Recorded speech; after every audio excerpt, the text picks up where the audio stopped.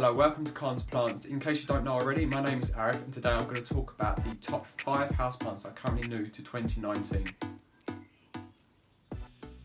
So before I begin, I just want to make it clear that these are the current houseplants that are now starting to appear that never appeared from last year, and they're just currently fresh and new and people want to buy them. So, number 1, this is your aeschynanthuslongicaulis, also known as your zebra basket plant and also known as your lipstick plant. I wouldn't say this plant is well known for its flowers. The flowers for this lipstick plant is green, so it's very fresh.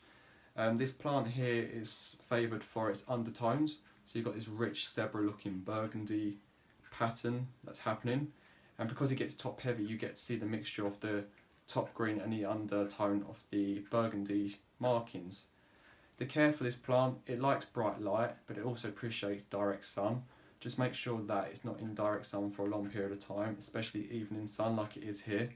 Basically what happens, not many people know this, when the sun hits the windows, it acts like a magnifying glass, so it ends up penetrating the leaves and burning them, so you want to keep an eye on that. I treat this as a peperomia, so I let it go completely dry, then I water thoroughly, then back in the pot after I've allowed it to drain.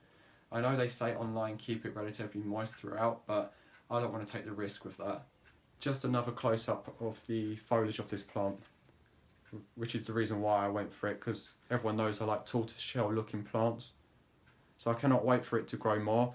I've had it for about a month and it's already grown this amount, as you can see here. So it's growing pretty fast. Just follow the tips that I give you and you can't go wrong.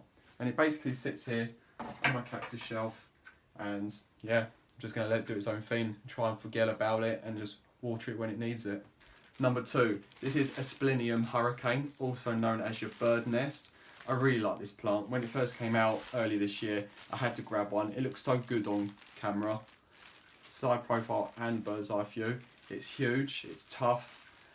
So the care for this, basically, it stays in a bathroom where there's high humidity with all the other ferns, and it's just a really bright bathroom, no direct sun and not that much shade. The downside of this plant, it gets dusty quite a lot, just like all aspleniums, and you have to be really careful when you're dusting through them. I use a microcloth because it's so much better than any other ordinary cloth, because you're not going to damage the foliage. But when you do wipe them, just be careful with the fresh new growth. They snap really easy, they're really fragile. Online it says, once again, keep it relatively moist. I let mine sort of topsoil dry a little bit and then I water it thoroughly. And I give all my plants rainwater only because it's softer in pH and it seems to be doing the work. Just take a closer look of the centre. You can see the crown. There's so much compacted new growth to happen. A great tip, we had a heat wave last year and some of my aspleniums suffered. So what you want to do is just keep that soil constantly moist, not damp, and not letting them sit with like wet feet, because that will cause root rot. Also, try not to get water in the centre, that will cause crown rot.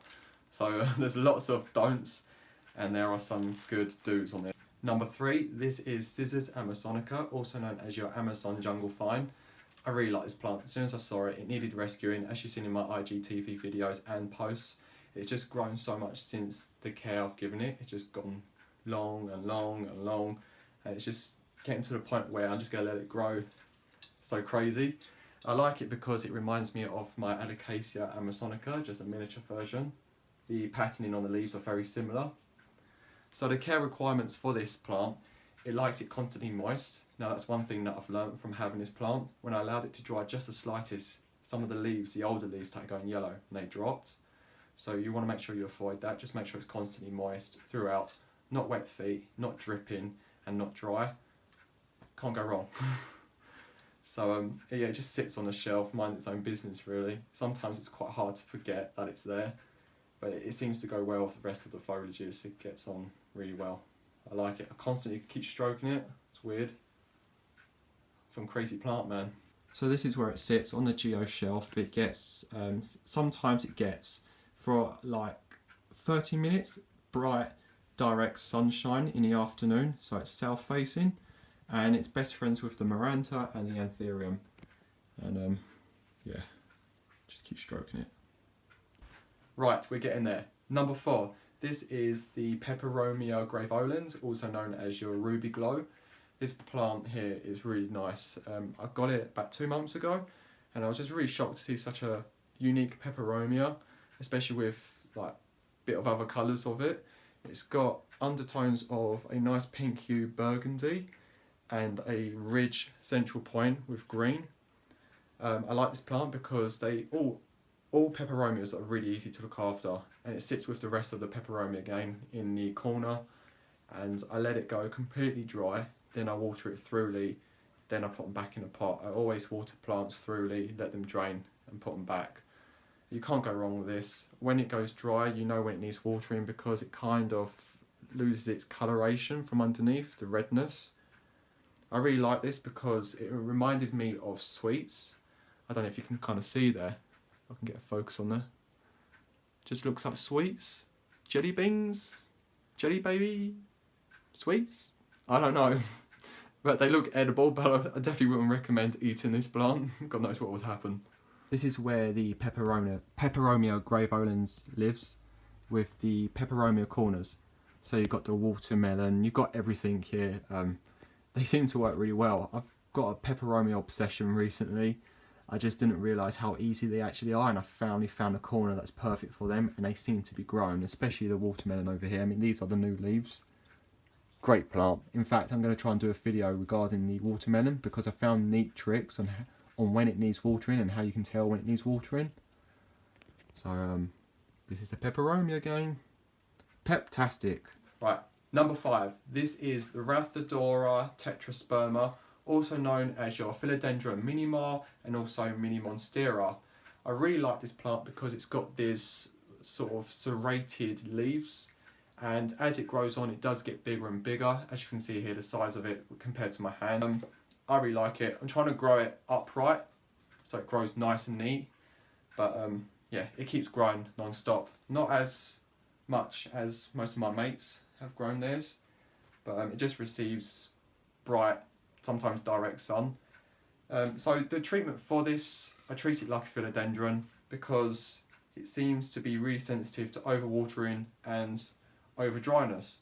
So what I have here, I have a water indicator, which is by Westland, and it basically tells you when it needs watering. So when the indicator has that blue ink, it means the moisture is fine.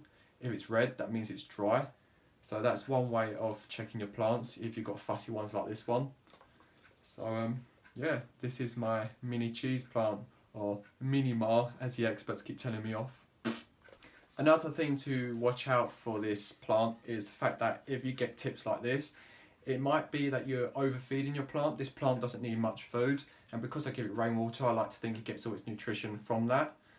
And also it could be a sign of dry air, so there's not much humidity in your household. Give this video likes and follow if you're really enjoying these videos, and also let me know in the comments how you feel and if you have any more plant advice. Just bear in mind that I do work full time and I do see your messages. It just takes time getting back to you guys. I like to go in order who messaged me first, and I will eventually get to you.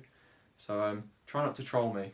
I'm trying to get a plant portrait for all the top 5 plants, but there is one plant missing. I don't know if you can guess that, but I'm going to tell you anyway. It's the peperomia. Right, I'm going to go now because my arm's going to fall off.